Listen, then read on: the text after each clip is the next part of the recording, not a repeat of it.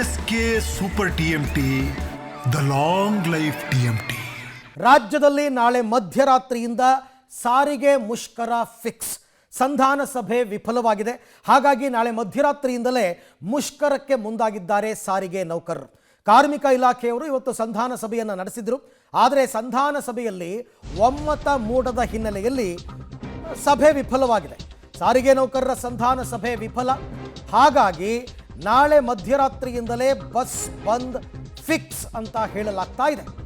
ಬೇಡಿಕೆ ಈಡೇರಿಕೆಗೆ ಸಾರಿಗೆ ನೌಕರರು ಬಿಗಿಪಟ್ಟನ್ನು ಹಿಡಿದು ಕೂತಿದ್ರು. ಇವತ್ತು ಯಾವ ಕಾರಣಕ್ಕೂ ಜಗ್ಲಿಲ್ಲ. ಮತ್ತೆ ಮೇ 25ಕ್ಕೆ ಸಭೆಗೆ ಬರಲು ಕಾರ್ಮಿಕ ಇಲಾಖೆ ಆಹ್ವಾನವನ್ನು ಕೊಟ್ಟಿದೆ. ಆದರೆ ಇದಕ್ಕೆ ಒಪ್ಪಿಲ್ಲ ಸಾರಿಗೆ ನೌಕರರ ಸಂಘದವರು, ಜಂಟಿ ಕ್ರಿಯಾ ಸಮಿತಿಯವರು. ನಾಳೆ ಮಧ್ಯಾಹ್ನದ ಒಳಗೆ ಬೇಡಿಕೆ ಈಡೇರಿಸದೇ ಇದ್ದರೆ ನಾವು ಬಂದ್ ಮಾಡಿಯೇ ಸಿದ್ಧ. ಸರ್ಕಾರಕ್ಕೆ ಎಚ್ಚರಿಕೆ ಕೊಟ್ಟಿದೆ ಸಾರಿಗೆ ನೌಕರರ ಸಂಘಟನೆಗಳು. ಸಾರಿಗೆ ನೌಕರರ ಸಂಧಾನ ಸಭೆ ವಿಫಲ. ಇದರ ಹಿಂಟನ್ನು ನಿನ್ನೆನೆ ವಿಜಯ್ ಭಾಸ್ಕರ್ ಅವರು ಕೊಟ್ಟಿದ್ರು. ಈ ಸಭೆ ನಡಿಬೇಕಾಗಿರೋದು ಕಾರ್ಮಿಕ ಇಲಾಖೆ ಲೇಬರ್ ಕಮಿಷನರ್ ಹತ್ರ ಅಲ್ಲ, ಮುಖ್ಯಮಂತ್ರಿಗಳು ಮಾಡಬೇಕು ಸಭೆನ. ಸಾರಿಗೆ ಇಲಾಖೆಯ ಸಚಿವರು ಮಾಡಬೇಕು ಸಭೆನ. ಕಾರ್ಮಿಕ ಇಲಾಖೆಯವರು ಕೊಟ್ಟಿದ್ದಾರೆ, ಅವ್ರ ಹತ್ರ ನಾವೇನು ಮಾತಾಡೋಣ ಅಂತ ನಿನ್ನೆನೆ ವಿಜಯ್ ಭಾಸ್ಕರ್ ಹೇಳಿದರು. ಹಾಗಾಗಿ ಈ ಸಂಧಾನ ಸಭೆ ವಿಫಲವಾಗಿದೆ. ಇವರ ಪ್ರಮುಖ ಬೇಡಿಕೆ ಇರತಕ್ಕಂಥದ್ದು 25% ಸ್ಯಾಲ್ರಿ ಹೈಕ್ ಆಗಬೇಕು ಅಂತ. ಸರ್ಕಾರ ಕೊಟ್ಟಿರೋದು 12.5%. 38 ತಿಂಗಳ ಹಿಂಬಡ್ತಿಯನ್ನು ನೀಡಬೇಕು ಅಂತ ಕೇಳ್ಕೊಂಡಿದ್ದಾರೆ ಅರಿಯರ್ಸು. ಇವ್ರು ಕೊಟ್ಟಿರ್ತಕ್ಕಂಥದ್ದು 26 ತಿಂಗಳದು, ಅಲ್ಲೂ 12 ತಿಂಗಳು ಉಳಿಸ್ಕೊಂಡಿದ್ದಾರೆ. ಹಾಗಾಗಿ ಆಮೇಲೆ ಇದ್ರ ಜೊತೆಗೆ ಇನ್ನೂ ಒಂದಷ್ಟು ಬೇಡಿಕೆ ಇದೆ. ಈಗ ಕಾಂಟ್ರಾಕ್ಟ್ ಬೇಸಿಸ್ ಮೇಲೆ ವರ್ಕ್ ಮಾಡ್ತಿರೋ ಎಂಪ್ಲಾಯೀಸನ್ನು ಖಾಯಂ ಮಾಡ್ಕೋಬೇಕು, ಆಮೇಲೆ ಡ್ರೈವರ್ ಬಾಟಾ ಇನ್ಕ್ರೀಸ್ ಮಾಡಬೇಕು ಅಂತ ಏನೇನೋ ಇದೆ ಬೇಡಿಕೆಗಳು. ಪ್ರಮುಖವಾದ ಬೇಡಿಕೆ ಹೈಕ್ ಮತ್ತು ಅರಿಯರ್ಸ್. ಅದರಲ್ಲಿ ಒಮ್ಮತ ಮೂಡಿಲ್ಲ. ಸರ್ಕಾರ ಫಿಕ್ಸ್ ಆಗಿ ಹೇಳ್ಬಿಟ್ಟಿದೆ, ಇಲ್ಲ ನಾವು ನಮ್ಮ ಕೈಲಿ ಕೊಡೋಕ್ಕಾಗದೆ 12.5% ಅಂತ.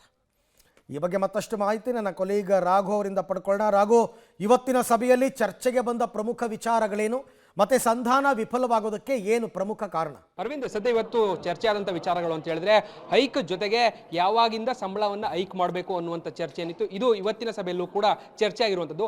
ನಿನ್ನೆಯೇ ಕೂಡ ಈ ವಿಚಾರ ಸಂಬಂಧಪಟ್ಟಂತೆ ಇವತ್ತು ಸಭೆಯಲ್ಲಿ ಏನಾಗ್ಬೋದು ಅನ್ನುವಂತಹ ಸುಳಿವನ್ನ ಕಾರ್ಮಿಕ ನೌಕರರ ಸಂಘಟನೆಗಳಿದೆ ಅದರ ಮುಖಂಡರು ಬಹಳ ಪ್ರಮುಖವಾಗಿ ಹೇಳಿದರು. ಇವತ್ತಿನ ಸಭೆ ಏನಿದೆ ಇದು ಸರ್ಕಾರಕ್ಕೆ ಗಮನವನ್ನೇ ಸೆಳೆಯುವಂಥ ಸಭೆ ಅಷ್ಟೇ ಆಗುತ್ತೆ. ಇದರಲ್ಲಿ ಯಾವುದೇ ರೀತಿಯಾದಂತಹ ಸಂಧಾನ ಆಗುವಂಥದ್ದು ಡೌಟ್ ಅನ್ನುವಂಥ ಮಾತುಗಳನ್ನ ಹೇಳಿದರು. ಇವತ್ತು ಅದೇ ರೀತಿಯಾದಂಥ ಪರಿಸ್ಥಿತಿ ನಿರ್ಮಾಣ ಆಗಿದೆ. ಕಳೆದ 1-1.5 ಗಂಟೆಯಿಂದ ಸಭೆ ಆರಂಭ ಆಯಿತು. ಸಭೆ ಆರಂಭ ಆದ ಬಳಿಕ ಸರ್ಕಾರದ ಸದ್ಯದ ಪರಿಸ್ಥಿತಿ ಏನಿದೆ, ಜೊತೆಗೆ ಮುಷ್ಕರವನ್ನು ಮಾಡಿದಂಥ ಸಂದರ್ಭದಲ್ಲಿ ಆಗುವಂಥ ಅನಾನುಕೂಲ ಸಂಬಂಧವಾಗಿ ಎಲ್ಲವನ್ನ ಕೂಡ ನೌಕರರ ಮುಖಂಡರು ಏನಿದ್ರು ಅವರಿಗೆ ಮನವರಿಕೆ ಮಾಡುವಂಥ ಕೆಲಸವನ್ನ MD ಇರ್ಬೋದು ಅಥವಾ ಇಲ್ಲಿರುವಂಥ ಅಧಿಕಾರಿಗಳು ಮಾಡುವಂಥ ಕೆಲಸವನ್ನ ಮಾಡಿದ್ರು. ಬಟ್ ಆದರೆ ತಮ್ಮ ಪಟ್ಟನ್ನು ಯಾವುದೇ ಕಾರಣಕ್ಕೂ ಸಡಿಲಿಸೋದಿಲ್ಲ ಅನ್ನುವಂತಹ ಹಠವನ್ನು ಹಿಡಿದಿದ್ದಂಥ ನೌಕರರು ಕ್ಲಿಯರ್ ಆಗಿ ಸರ್ಕಾರ ತಮ್ಮ ಬೇಡಿಕೆಗಳನ್ನು ಎಷ್ಟರ ಮಟ್ಟಿಗೆ ಈಡೇರಿಸಬೇಕು ಅನ್ನುವಂಥ ವಿಚಾರವನ್ನು ಕೂಡ ಮತ್ತೆ ಅಧಿಕಾರಿಗಳ ಮುಂದೆ ಇಡುವಂಥ ಪ್ರಯತ್ನವನ್ನು ಮಾಡಿದ್ದಾರೆ. ಒಮ್ಮತದ ನಿರ್ಧಾರ ಬಾರದೇ ಇರುವಂಥ ಕಾರಣಕ್ಕಾಗಿ ಸದ್ಯ ಬೇರೆ ಆಯ್ಕೆಗಳಿಲ್ಲ, ಮುಷ್ಕರವನ್ನು ಮಾಡ್ತೇವೆ ಎನ್ನುವಂಥ ಮಾತನ್ನ ಸದ್ಯ ಈಗ ನೌಕರರು ಹೇಳ್ತಾ ಇರುವಂಥದ್ದು. ಇಷ್ಟೇ ಅಲ್ಲ, ಈಗ ಪ್ರಮುಖವಾಗಿ ನಾಳೆ ಮಧ್ಯಾಹ್ನದ ತನಕ ಅಥವಾ ನಾಳೆ ಸಂಜೆ ತನಕವೂ ಕೂಡ ಸಮಯಾವಕಾಶ ಇರುವಂಥ ಕಾರಣಕ್ಕಾಗಿ ಅಷ್ಟರ ಒಳಗಾಗಿ ಏನಾದರೂ ಸರ್ಕಾರ ಅಂದರೆ CM ನೇತೃತ್ವದಲ್ಲಾಗಿರ್ಬೋದು ಅಥವಾ ಸಾರಿಗೆ ಸಚಿವರ ನೇತೃತ್ವದಲ್ಲಾಗಿರ್ಬೋದು ಸಭೆಯನ್ನು ಕರೆದು ಬೇಡಿಕೆ ಈಡೇರಿಸುವಂಥ ನಿಟ್ಟಿನಲ್ಲಿ ನಿರ್ಧಾರಗಳನ್ನು ಕೈಗೊಂಡ್ರೆ ಮುಷ್ಕರವನ್ನು ವಾಪಸ್ ತೆಗೆದುಕೊಳ್ತೇವೆ ಎನ್ನುವಂಥ ಮಾತುಗಳನ್ನು ಕೂಡ ಹೇಳ್ತಾ ಇದ್ದಾರೆ. ಬಟ್ ಅಷ್ಟರಲ್ಲಿ ಸರ್ಕಾರ ಈ ನಿರ್ಧಾರಗಳನ್ನು ತೆಗೆದುಕೊಳ್ಳುವಂಥ ನಿಟ್ಟಿನಲ್ಲಿ ಏನಾದರೂ ಸಭೆಗಳನ್ನು ಮಾಡುತ್ತಾ ಅನ್ನೋಂಥದ್ದು ಸದ್ಯಕ್ಕಿರುವಂಥ ಪ್ರಶ್ನೆ. ಯಾಕಂದರೆ ನಾಡಿದಿಂದ ಮುಷ್ಕರ ಏನಾದರೂ ಆರಂಭವಾದಂಥ ಸಂದರ್ಭದಲ್ಲಿ ಬಹಳ ದೊಡ್ಡ ಪ್ರಮಾಣದ ಸಮಸ್ಯೆಗಳು ಎದುರಾಗಬಹುದು. ಸೊ ಈ ಕಾರಣಕ್ಕಾಗಿ ಸರ್ಕಾರ ಏನು ಮಾಡುತ್ತೆ ಅನ್ನುವಂಥದ್ದೇ ಸದ್ಯಕ್ಕಿರುವಂಥ ಪ್ರಶ್ನೆ. ಅರವಿಂದ್, ಈ ವಿಚಾರದಲ್ಲಿ ಸರ್ಕಾರದ ನಡೆ ರಾಘು ನನಗೆ ಬಹಳ ಆಶ್ಚರ್ಯ ಆಯಿತು. ಯಾಕೆಂದರೆ ಮುಖ್ಯಮಂತ್ರಿಗಳು ಸಾರಿಗೆ ಸಚಿವರ ನೇತೃತ್ವದಲ್ಲಿ ಸಭೆ ನಡಿಬೇಕಾಗಿತ್ತು. ಆದರೆ ಆ ಸಂಧಾನ ಸಭೆಯನ್ನು ಕಾರ್ಮಿಕ ಇಲಾಖೆಯವರು ನಡೆಸಿ ಅಂತ ಕೊಟ್ಟಿರೋದು ಅಂದರೆ ಒಂದು ಸಭೆ ಆಗಬೇಕಾಗಿತ್ತು, ಆಯಿತು, ನಾಮಕೆ ವಾಸ್ತೆ ಅನ್ನೋ ರೀತಿಯಲ್ಲಿ ನಡ್ಕೊಂಡಿದೆ ಸರ್ಕಾರ. ಅರವಿಂದ್, ಇದು ಯಾವುದೇ ಸಂಘಟನೆಗಳಿರ್ಬೋದು, ಯಾವುದೇ ಕಾರ್ಮಿಕ ಸಂಘಟನೆಗಳು ಮುಷ್ಕರದಂತಹ ನಿರ್ಧಾರಗಳಿಗೆ ಬಂದಂಥ ಸಂದರ್ಭದಲ್ಲಿ ಸರ್ಕಾರದ ಪರವಾಗಿ ಸಂಧಾನಕ್ಕೆ ಬರುವಂಥದ್ದು ಪ್ರತಿ ಬಾರಿಯೂ ಕೂಡ ಸಾಮಾನ್ಯ ಪ್ರಕ್ರಿಯೆ. ಸೊ ಹಾಗಾಗಿ ಆ ಪ್ರಕ್ರಿಯೆಯನ್ನು ಪ್ರಮುಖವಾಗಿ ಈ ರೀತಿಯಾಗಿ ಮಾಡುವಂಥ ಕೆಲಸಗಳನ್ನ ಮಾಡಲಾಗಿದೆ. ಬಟ್ ಇದೇ ಅಂತಿಮ ಅಲ್ಲ, ಸರ್ಕಾರದ ಗಮನವನ್ನು ಸೆಳೆಯುವಂಥ ನಿಟ್ಟಿನಲ್ಲಿ ಈ ನಿರ್ಧಾರವನ್ನು ಮಾಡಲಾಗಿತ್ತು. ಸರ್ಕಾರವೂ ಕೂಡ ಒಂದು ಹಂತದಲ್ಲಿ ಏನಾದರೂ ಇದು ಇಲ್ಲೇ ಸರಿ ಹೋದರೆ ಮುಂದೆ ನಾವು ಇದನ್ನು ಸರಿಪಡಿಸ್ಕೊಳ್ಬೋದು ಅನ್ನುವಂಥ ಕಾರಣಕ್ಕಾಗಿಯೂ ಕೂಡ ಕಾರ್ಮಿಕ ಇಲಾಖೆ ಮುಖಾಂತರವಾಗಿ ಈ ಸಂಧಾನ ಸಭೆಯನ್ನು ಮಾಡಿತ್ತು. ಬಟ್ ಆದರೆ ಇದು ಇಲ್ಲೂ ಕೂಡ ಫೇಲ್ಯೂರ್ ಆಗಿರುವಂಥದ್ದು. ಈಗ ನೇರವಾಗಿ ಮತ್ತೆ ಸರ್ಕಾರದ ಸರ್ಕಾರದ ಅಂಗಳಕ್ಕೆ ಈ ನಿರ್ಧಾರ ಹೋಗಿರುವಂತಹ ಕಾರಣಕ್ಕಾಗಿ ಸಿಎಂ ಈ ವಿಚಾರಕ್ಕೆ ಸಂಬಂಧಪಟ್ಟಂತೆ ನಿರ್ಧಾರವನ್ನು ಮಾಡಬೇಕಿದೆ. ಸಾರಿಗೆ ಸಚಿವರು ಈ ಹಿಂದೆ ಬಹಳ ಕ್ಲಿಯರ್ ಆಗಿ ಹೇಳಿದ್ರು, ಸರ್ಕಾರದ ಈ ನಿರ್ಧಾರ ಏನಿದ್ರು ಈಗ ಸಿಎಂ ಅಂಗಳದಲ್ಲಿ ಇರುವಂತದ್ದು, ಸಂಬಳ ಹೆಚ್ಚಳ ಮಾಡುವಂತದ್ದು ಇರ್ಬೋದು, ಯಾವಾಗಿಂದ ಅನ್ನುವಂಥ ವಿಚಾರಗಳಿದೆ, ಇವೆಲ್ಲವನ್ನು ಕೂಡ ನೇರವಾಗಿ ಸಿಎಂ ತೀರ್ಮಾನವನ್ನು ಮಾಡಬೇಕಿರುತ್ತೆ.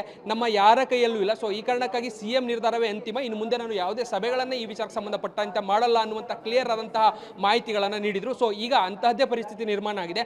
ನೇರವಾಗಿ ಈಗ ಸಿಎಂ ಅಂಗಳಕ್ಕೆ ಇದು ವಾಪಸ್ ಹೋಗುತ್ತೆ. ಸಿಎಂ ಯಾವ ನಿರ್ಧಾರಗಳನ್ನು ಕೈಗೊಳ್ತಾರೆ ಅದರ ಆಧಾರದ ಮೇಲೆ ಮುಂದಿನ ಭವಿಷ್ಯ ಕೂಡ, ಅಂದ್ರೆ ಮುಷ್ಕರದ ಭವಿಷ್ಯ ಕೂಡ ನಿರ್ಧಾರ ಆಗುವಂಥದ್ದು. ಬಟ್ ಅಷ್ಟರಲ್ಲಿ ಅಂದ್ರೆ ನಾಳೆ ಮಧ್ಯಾಹ್ನ ಅಥವಾ ನಾಳೆ ಸಂಜೆ ಒಳಗಾಗಿ ಈ ವಿಚಾರಕ್ಕೆ ಸಂಬಂಧಪಟ್ಟಂತೆ ಸಿಎಂ ಸಭೆಗಳನ್ನ ಮಾಡ್ತಾರ ಅನ್ನುವಂಥದ್ದೇ ಸದ್ಯಕ್ಕಿರುವಂಥ ಪ್ರಶ್ನೆ.